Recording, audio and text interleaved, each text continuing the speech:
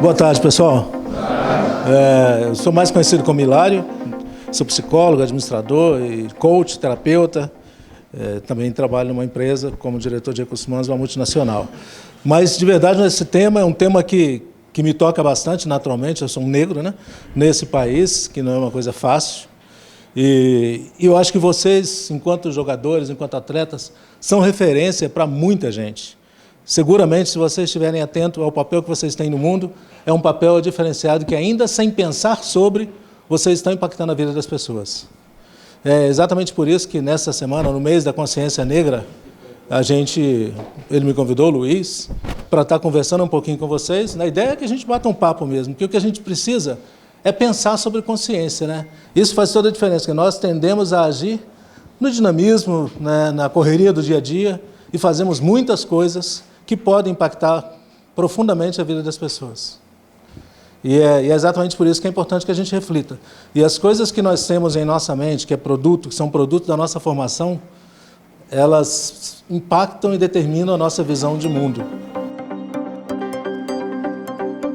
Eu tenho falado em vários lugares, né? Eu faço muitas palestras, e uma coisa que eu trago para mostrar o que é exclusão é isso aí. Eu não sei quantos de vocês viram essa foto, ela circulou no mundo inteiro. É um garoto de 12 anos de idade em frente ao Copacabana Palace, na noite de Réveillon. As pessoas estavam ali confraternizando, desejando Feliz Ano Novo, e ele era não só excluído, mas invisível. Seguramente vários de nós aqui já tivemos a experiência de ser considerado invisível, de estar ali e ninguém sequer notar sua presença. Que coisa pior que isso, gente? O ser humano existe para ocupar um lugar no mundo. E quanto mais eu tenho consciência desse lugar, mais certeza e orgulho da minha identidade eu tenho. Né? Isso aqui é um exemplo muito concreto. Eu usei isso já em alguns congressos, até internacionais, e as pessoas ficam impactadas quando a gente pergunta o que é exclusão. Vem um conceito, né? Ainda mais falando para a academia, professores da universidade e tudo mais, vem sempre um conceito super sociológico, super bem construído, mas quando a gente fala, na realidade, a exclusão não é um conceito racional. Exclusão é uma experiência na pele, na vida das pessoas. E assim, seguramente muitos de vocês aqui, assim como eu, já vivemos e vivemos ainda hoje atos e situações de exclusão. Simplesmente pela cor da pele. Aos 2 anos de idade, perdi minha mãe. Eu me considerava como aquele garoto lá, literalmente, né, porque eu era invisível para o mundo, eu era só um garoto pobre, num bairro muito pobre, sem mãe aos 2 anos de idade, e na rua trabalhando desde os 7 anos de idade. Aí foi todo o trabalho, né? Lavar carro, vender jornal, frete em feira. Meu pai era sapateiro, fui sapateiro com meu pai. Depois, aos 14 a 21, eu já entrei no Cefet, já foi uma loucura, assim, porque é extremamente difícil, né? Aí depois eu fui estagiário, operário, entrei numa mineradora e fui operário por 6 anos e meio de turno. E aí depois eu fui trainee. E eu queria ajudar a mudar o ambiente, melhorar o ambiente para aquelas pessoas que eu via que sofriam discriminação aí por ser operário, por ser literalmente, na época, chamado de peão, né? Eu acabei tendo a oportunidade, como trainee na área de recursos humanos, fazer um trabalho muito bom, e aos 31 eu já era gerente de RH. Isso é muito interessante, gente. Eu coloco isso porque as pessoas hoje olham para mim, eu tenho 3 faculdades, tenho alguns pós-graduação, mestrado, doutorado. Então as pessoas me olham e pensam que eu sempre fui doutor, né? E professor universitário, nada disso, né? Eu vivi muita coisa antes de chegar nesse lugar.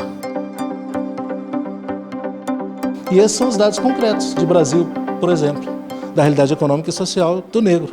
Quando a gente compara lá, seja mercado de trabalho, né, em subutilização, ou seja, você está em posições onde sua qualificação é superior àquela. Você tem faculdade, mas está na posição que exige só o 1º grau. E o outro que não é negro está na posição correta, ou a maioria deles está. Né, quando a gente vem para a violência, um absurdo também. Ó. Homens, ali é o triplo o número de homens considerado aí taxa de homicídio por 100 mil jovens. Jovens, em geral, consideram-se entre 15 e 29 anos. E essa taxa de homicídio, ou seja, é o triplo da taxa de homicídio de brancos. Por quê? É verdade, se eu estou num lugar onde as pessoas não sabem qual é o meu papel social, tem batida de polícia, eu tenho que disfarçar e sair o quanto antes. Muito provavelmente eu vou ser um abordado, e já fui. Né? E isso dói na carne de todas as pessoas. E às vezes a gente não tem espaço para falar sobre isso. E essa consciência negra, ela começou com um zumbi, que não é zumbi dos filmes aí mortos-vivos, né? É Zumbi dos Palmares, que foi um negro que nasceu no Brasil e que depois ele lutou criando o Quilombo dos Palmares, onde refugiava aqueles pretos que conseguiam fugir dos seus senhores, donos deles, né? E aí, então, ele foi construindo esse espaço e as pessoas iam para lá e criaram, então, uma nação, a nação zumbi, onde eles tinham alguma liberdade. Né? Se escondiam aí, era difícil tirá-la, trazer de volta o escravo que tivesse essa proteção. Pode passar? Só que ele foi também traído, aos 40 anos ele foi assassinado, porque um companheiro dele o entregou, ele foi assassinado. Mas, de qualquer forma, começou a consciência negra, que é olhar para essa situação que acontecia não como algo natural, não como algo normal. Porque não é normal olhar para uma pessoa nessa condição. Né? Quando a gente fala da abolição da escravatura, foi num papel, mas a gente sabe, você tira o negro da escravidão e joga ele no mundo sem nenhum recurso, o que ele vai ser? Para vocês terem uma ideia, vejam isso, gente, como é fundamental ampliar a consciência dessa realidade que não pode continuar existindo. Somos todos humanos. Imagina ali, ó, do armazém foram roubados, né, alguns negros. Quem encontrava receber 50 mil, sei lá o que, da época. Imagina se nós ainda não temos isso internalizado em nós. E, sem pensar, os brancos também fazem isso sem maldade, às vezes. É que foi internalizado, foi cristalizado uma consciência de que isso é normal. E não é normal, gente. O mês da consciência negra, não deveria ser o mês de novembro, o ano inteiro, a vida toda, precisa falar dessas coisas, para que a gente esteja atento ao que é que nós estamos fazendo no nosso dia a dia, nas nossas relações com os demais. O que eu estou produzindo no outro com minha fala ou com minha omissão, com minha ação? A gente não pode negar a realidade, a gente sofre. E aí não é uma questão nem de ter já uma condição financeira, como, né, vocês em geral têm uma boa condição e têm carreira, têm perspectiva, né, no nível que eu já alcancei também tem uma condição razoável, mas não é isso. É exatamente ser excluído, não ter o direito permitido de ser o que você é, e sim ser encaixotado numa identidade coletiva, falsa, que não é verdadeira, que todo é. Que todo negro é bandido, que todo negro não sabe nada, que todo negro faz trabalho porco. Não é verdade isso. Mas nós fazemos isso. A consciência negra está para isso, para que a gente pare de fazer isso, para que a gente faça o oposto, e que para vocês, ou pessoas como nós, né, que já temos uma condição social, um espaço, uma representação no mundo, onde as pessoas olham para nós e se referenciam na gente, para que a gente cause diferença nas pessoas.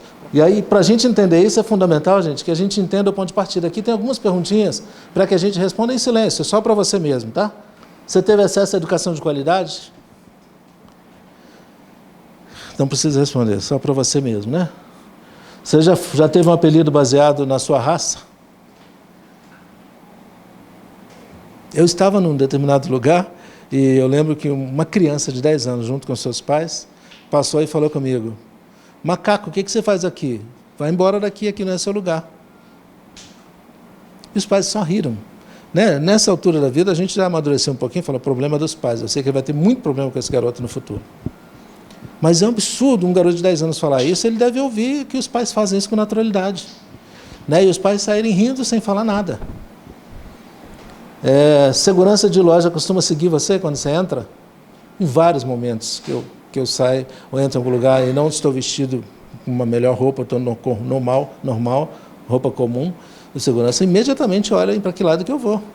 Que vitrine ou que prateleira que eu vou. Já foi rejeitado no ambiente de trabalho pela cor da sua pele? Já teve dificuldade de fazer amigos por conta da cor da pele? Já deixou de fazer alguma coisa que você sabe que você poderia fazer, mas teve medo de não ter espaço, de não ser permitido a você fazer? São coisas importantes para a gente responder, para a gente saber de que lugar que a gente está partindo, né?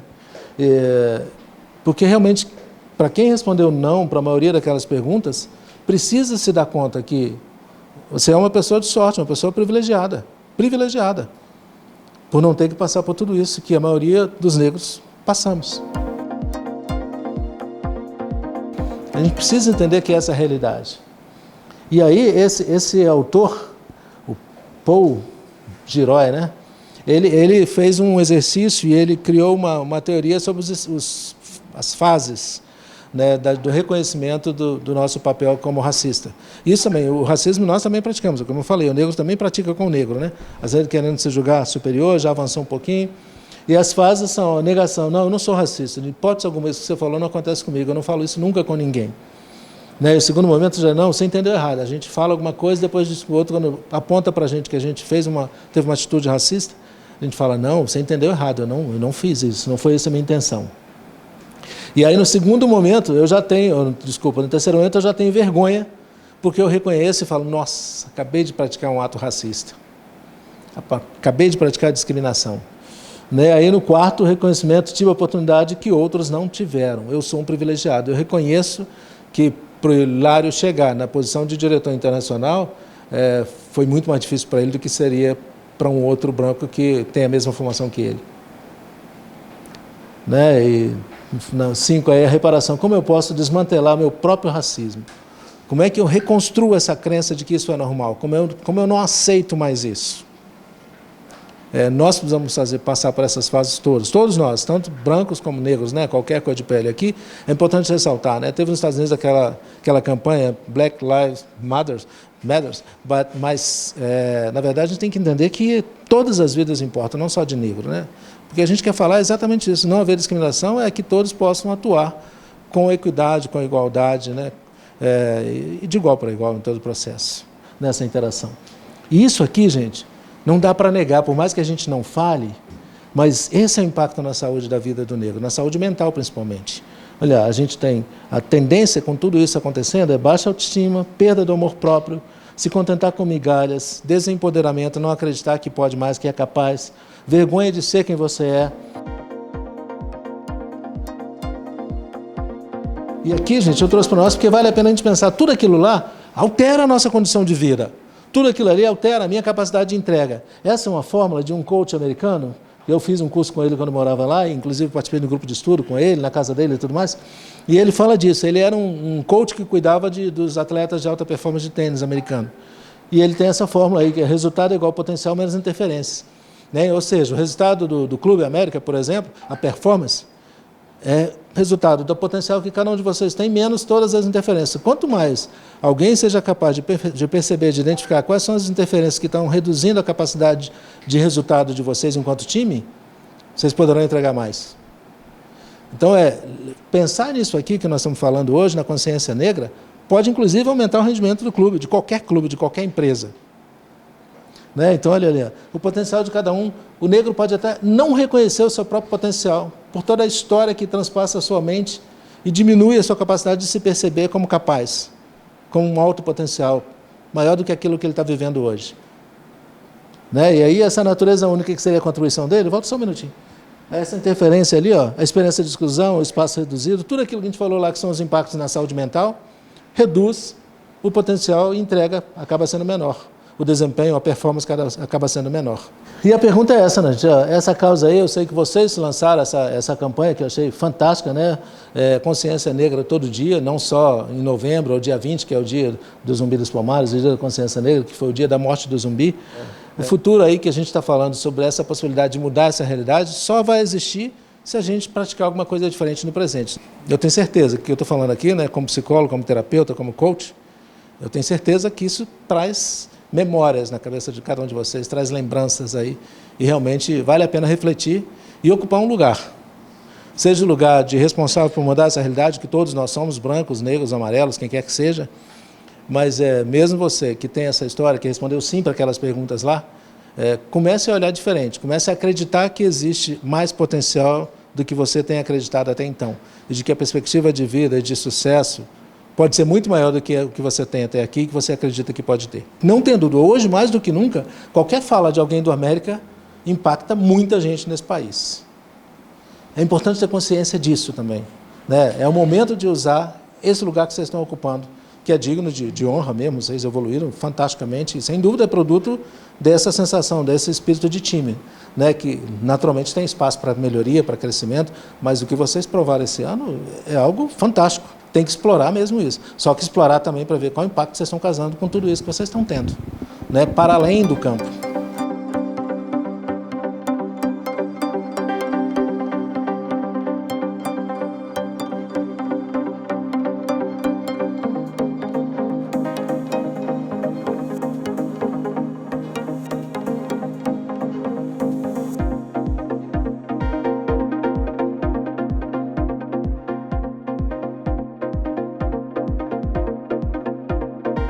Primeiro é um cara sensacional, né? Contou um pouco da história dele, é um cara vencedor realmente. E sobre a consciência negra, cara, foi bom pra gente abrir um pouquinho, né? Ter mais entendimento sobre a questão. É importante, cara, porque o que a gente vê hoje são manifestações pós-atos, né? E é importante, cara, isso ser diário, né? Para evitar atos, né? Então foi mais nesse sentido, né? Foi uma troca de ideias bastante, né, assim, positiva, né, cara? E ficou isso, né? O que prevalece sempre é a fé em Deus, né? Eu creio num Deus que é maior do que tudo para mim, né? E isso me fortalece nessa questão também, porque quando eu olho para Ele eu vejo que eu sou igual a qualquer pessoa, né? Porque o que Ele pagou para um branco, para um bege, para um amarelo, para um ruivo, para um loiro, Ele pagou por mim também, né? Então é o amor que Ele tem por mim, Ele tem por todos, e eu vejo igualdade quando eu olho para Ele, né? Isso me fortalece, né? É um pensamento meu, lógico, né? Cada um tem o seu pensamento, esse é um pensamento meu, mas é algo importante, né? E eu volto a falar aqui que tem que se tocar diariamente, não só pós-atos,